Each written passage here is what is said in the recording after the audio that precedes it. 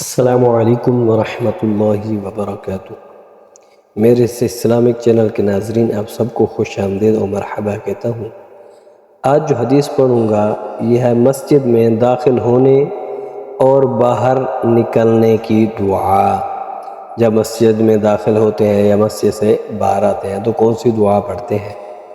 جگر گوشہ مصطفیٰ صلی اللہ علیہ وآلہ وسلم سیدہ فاطمہ رضی اللہ تعالی عنہا نے فرمایا، سیدنا رسول اللہ صلی اللہ علیہ وآلہ وسلم مسجد میں داخل ہوتے وقت تعلیم امت کے لیے درود و سلام اور یہ دعا پڑھتے، اللہم اغفر لی ذنوبی وافتح لی ابواب رحمتک۔ ترجمہ: اے اللہ میری بخشش فرما اور میرے لیے اپنی رحمت کے دروازے کھول دے۔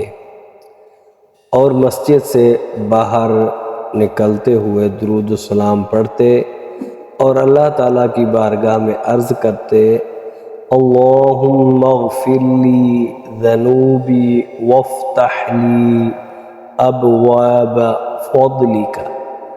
اے اللہ مجھے بخش دے اور میرے لیے اپنے فضل کے دروازے کھول دے۔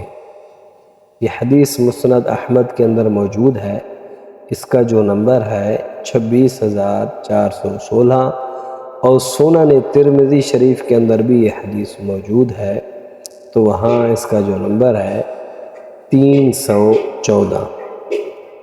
اس حدیث مبارک سے معلوم ہوا کہ مسجد میں آتے جاتے مسنون دعاؤں کے ساتھ ساتھ درود و سلام پڑھنا بھی مستحب ہے۔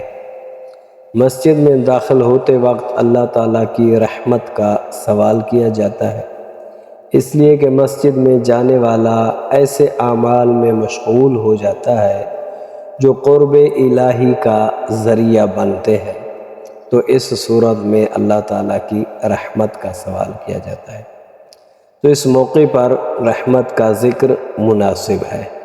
مسجد سے باہر نکلنے کے بعد رزق کی بھی تلاش کیا جاتا ہے، اسی مناسبت سے فضل خداوندی کی دعا کی گئی کہ یا اللہ اپنا فضل عطا فرما۔ اور ہمیں بھی چاہیے کہ جب مسجد میں داخل ہوں تو اس حدیث کے مطابق پہلے حضور علیہ السلام کی بارگاہ میں درود و سلام پیش کریں، پھر اس کے بعد یہ دعائیں پڑھیں۔ یہ حدیث اچھی لگے ضرور سبسکرائب کریں، شیئر کریں اور لائک کریں۔